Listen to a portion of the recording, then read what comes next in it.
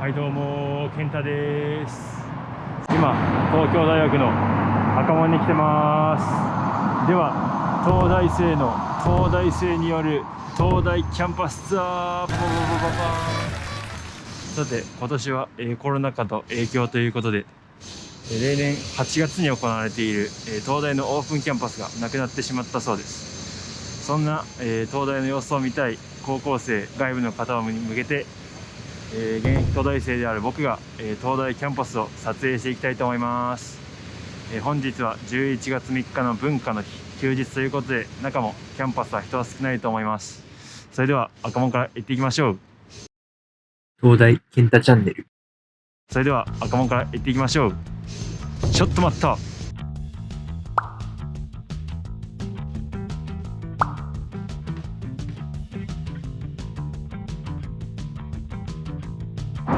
ただいま赤門から3分ほど歩いてきまして、もう一つ別の門にやってきました。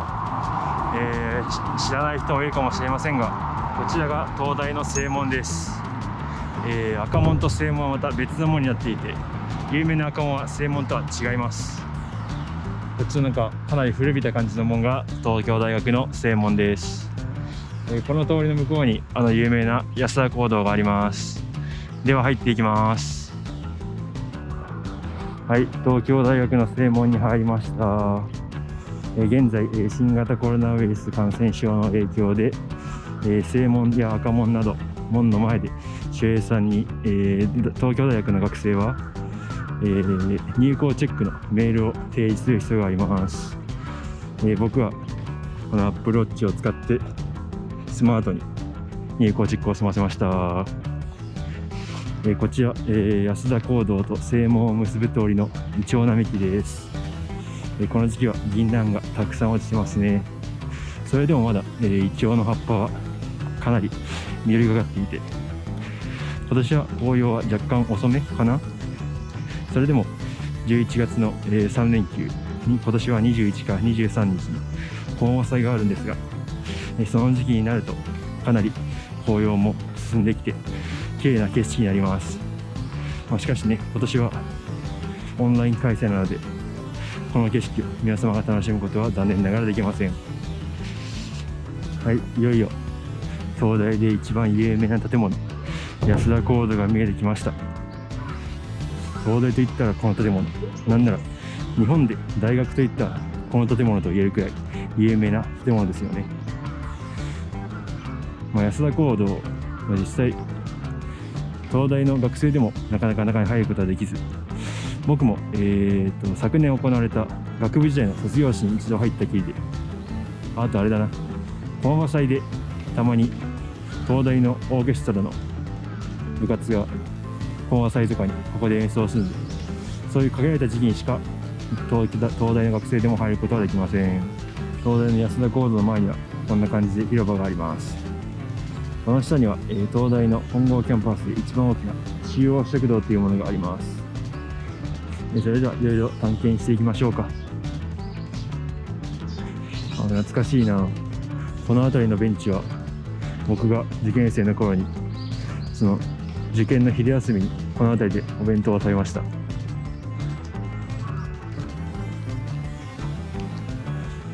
そうね、休日だから東大の学生すら全然人がいなくてかなり撮影をしやすい。じゃあまずは、右側から、こちらは赤門方面に向かう道ですね。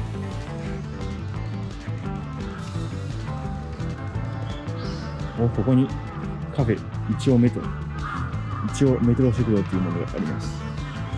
東大本郷キャンパスだけでも、先ほどお教えした、中央食堂とこの一応メトロ食堂で、もう一つ、上野駅の方側に、第二食堂という別の食堂があります。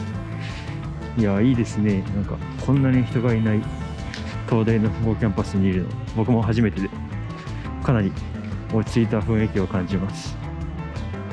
11月ですが気温も低すぎず、僕は半袖で撮影をしています。もともと暑がりなんでね、半袖ぐらいがちょうどいいんですよ。また別の建物が見えてきましたね。こちらは東京大学の総合図書館です。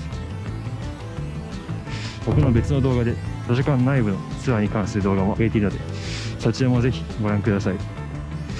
こちらね、しばらく改修工事をしていて、東大生でも中に入ることはできなかったんですが、今は東大生なら普通に入ることができます。この辺りの通りは5月祭などで本郷キャンパスに来たことがある人には馴染みがあるのではないでしょうか。毎年いつも5月祭でこの辺りで5月祭委員がラリーの景品やラリーの景品などを配って行列ができている姿をよく見かけます。僕はほぼお世話になったことないんですけど、これは東大の弓道場ですね。今日は人がいなさそうです。はい、続いて見えてきましたのは東京大学医学部本館2号館です。なぜか2号館が本館っていう謎のナンバリングがされているのですが、これが東大医学部のメインの建物と言えると思います。日本一とも言える頭脳集団がここで勉強をしているのでしょう。僕自身理系で1年生の頃のクラスでは理科三類って言って医学部に進学するような人たちと同じクラスだったので、医学部の友達は何人かいますが、誰ももう全員すごい頭脳の持ち主で、東大の内部でももう神童とか言われるほどかなり頭脳に秀でている人たちがたくさんいます。ちなみに現在東京大学では新型コロナウイルスの関係で建物に入るのに学生証が必要です。僕は医学部の所属ではないので、医学部の建物に入ることは残念ながらできません。建物の名前書いてないですが、案内板に医学系研究科医学部と書いてあるので、でもほとんど情報ねえな。現在地、今の建物ですね。医学部2号館本館におります。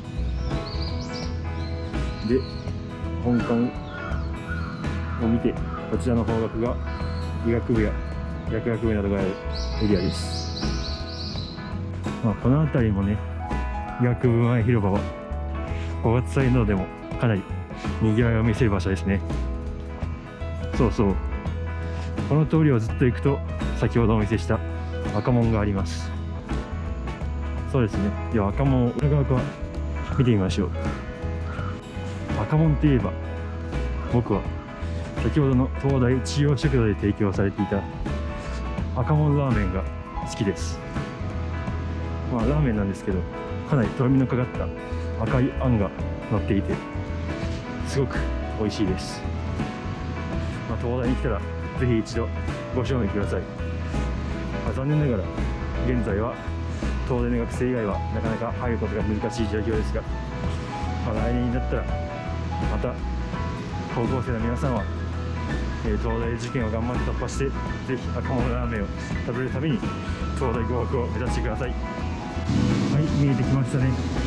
こちらが赤門の東大構内側から見た様子です。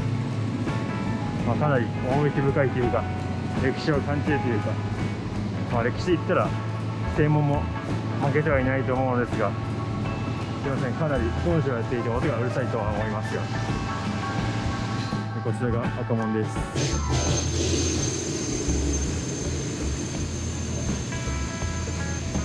赤門を入って右側に行くと、あまり知られてないエリアですが、東大の博物館があります。この辺りは経済学部のエリアですね。僕はほぼ馴染みがないので詳しくは分からないですけど、確か経済学部も建物が1個か2個かあったと思います。最近は東大法学部も人気が落ちてきているようで、経済学部に行ける文化2類を目指す人が受験でも増えていると聞いています。これからは東大法学部ではなくて経済学部が日本一の偏差値を誇る、そんな時代もいつか訪れるかもしれません。こちら、理学部の2号館です。僕の所属する理学系研究科生物科学専攻の本部はここにあります。とはいえ僕の研究室はまた別の1号館という建物にあるので、ここにお世話になるのは、書類を提出するときとか、たまに授業がここだったりするので、そういう限られたときにしかお世話になったことはないです。はい、いよいよ見えてきました。は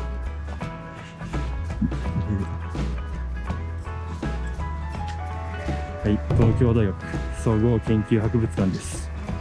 現在は閉館のようですね。こちら僕も1回だけ来たことがありますが、思ったより大学の博物館としてしっかりしていて、2階建てなんですけど結構いろんな昔の資料があって面白いと思います。入館無料なんで、機会がありましたらぜひ訪れてみてください。ちょっと喋り疲れてきましたね。僕普段家で製品の紹介をしたり、その喋りを意識しない Vlog とかばっか撮っているので、こういう Vlog のための動画撮影は実際初めてかもしれないですね。幸い周りに人があまりいないので、結構気兼ねなく話をすることができていますが、周りに人がいっぱいいるとかなりはばかられるかも。東大健太チャンネル。続いてはそうですね、御殿下記念館というエリアの方に向かっていこうと思います。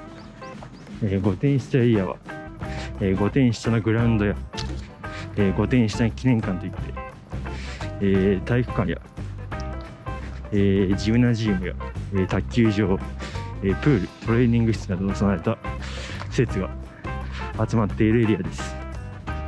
僕も昨年から御殿下記念館でのトレーニングを始めて何度もお世話になっている場所でもあります。はい、だんだんと見えてきました。こちらが御殿下グラウンドです。今は人がいませんね。普段はサッカーとかラクロスとかやっている人が多いです。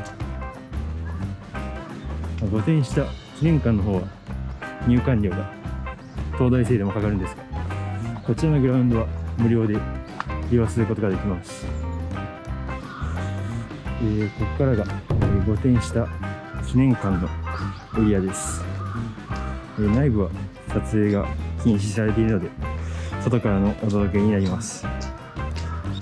こちらこの辺りにトレーニング室があります。そしてまずこの辺りにプールがあります。そして、この辺りにジムナジウムがあり、一般的な体育館球技、バレーボールとかバスケットボールとかハンドボールとか卓球とかバドミントンとかプレイすることができます。普段はこういうところからでも出入りできるんですけど、コロナ禍の影響でその守衛さんがいるもんでしか入場することができないようになっています。実際今日休日で大学に入ったんですが、守衛さんがいないもんもあって休日のセキュリティが意外といかりやく。これは安田講堂の裏側ですね。これも赤レンガ色が映えています。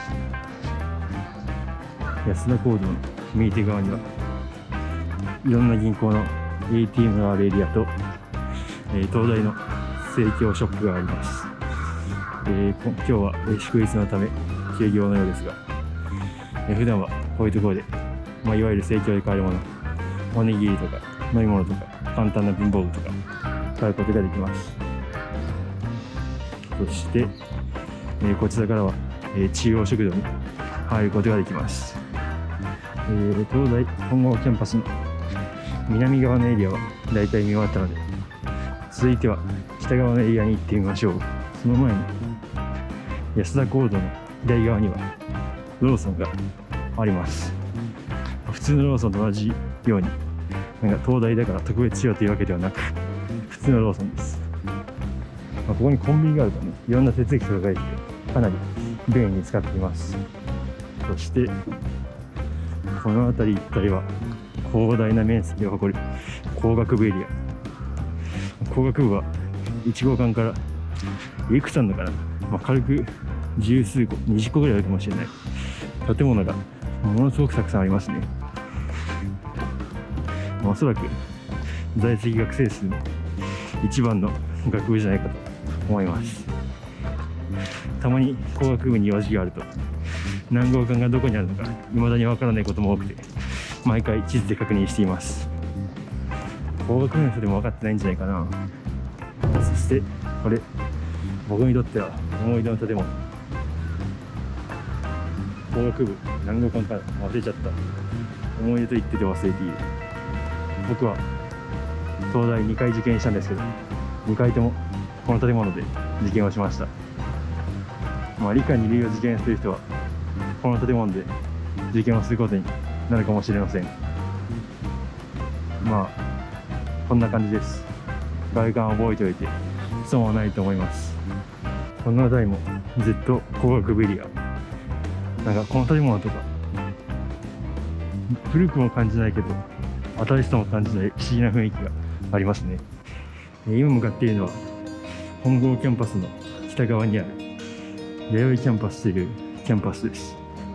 実質本郷キャンパスと同一キャンパスとして考えられることも多いですが、弥生キャンパスでは農学部が独自の生態系を築いているという噂があります。本郷キャンパスから弥生キャンパスに行くにはこの歩道橋を渡って弥生キャンパスに行きます。この歩道橋もしくは道路はドーバー海峡と呼ばれています。ドーバー海峡はイギリスとフランスを結ぶ海峡のこと。その海峡になぞらえてこの歩道橋はドーバー海峡を渡ると表現されます。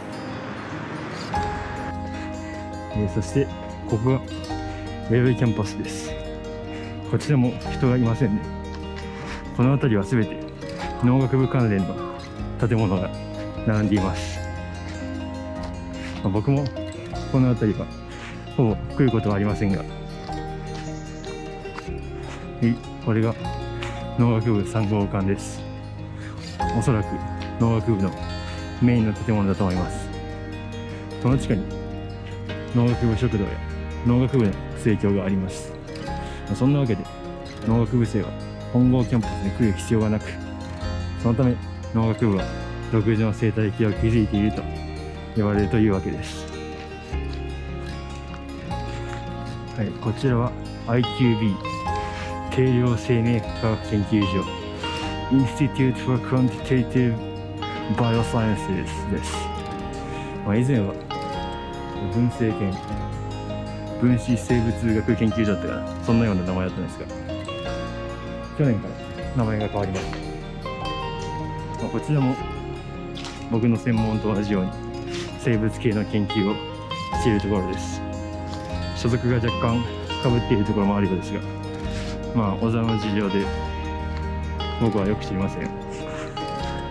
弥生キャンパスは、普段いないということもあって他に見どころはあまり知らないので、そうそう、見どころといえば忘れちゃいけないのが、見えてきました。こちらは上野秀三郎先生とハチ公です。渋谷駅にもある有名なハチ公像です。東大農学部にもこのようにハチ公像があります。そんなに有名というほどではないですが、一応弥生キャンパスの目玉ということで思いついたので案内してみました。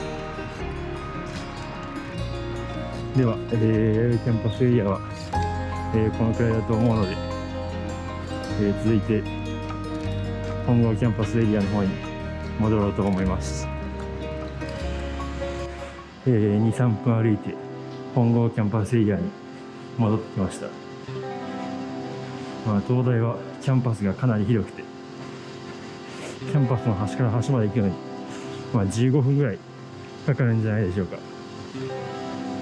早歩きの僕でもおそらく15分ぐらいかかるので、普通に歩いたら20分以上見ておいた方がいいと思います。工学部の前の広場ですね。このエリアでも5月祭の時にいろいろな催し物が行われています。クラスごとの出し物の売り子たちもその辺をうろついていますね。3号館、こちらには100円ローソンストア、通称100ローがあります。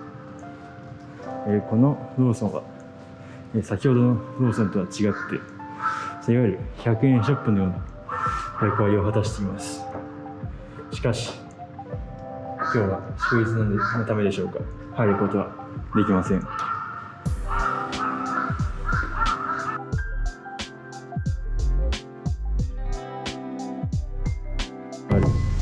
理学部1号館です。もともとは西棟と中央棟だけだったんですが、昨年じゃないな、一昨年にこの東棟が新設されました。僕の研究室は5階にあります。そして、理学部1号館のほぼ真ん前にあるのが、第二食堂や本郷書籍部が入っている建物です。現在は平日でも第二食堂は休業中ですが、書籍部には入ることはできます。こちらも祝日のため本日はお休みです。東大健太チャンネル。いかがでしたでしょうか。本日だけでは撮影できなかったところもありますが、東大のキャンパスを楽しんでいただけたかと思います。この動画が良かったと思いましたら、高評価、チャンネル登録よろしくお願いします。それではまた次の動画でお会いしましょご視聴ありがとうございました。チャンネル登録と高評価もよろしくお願いします。概要欄にブログ、Twitter、Facebook ページ、Instagram もありますので、そちらもよろしくお願いします。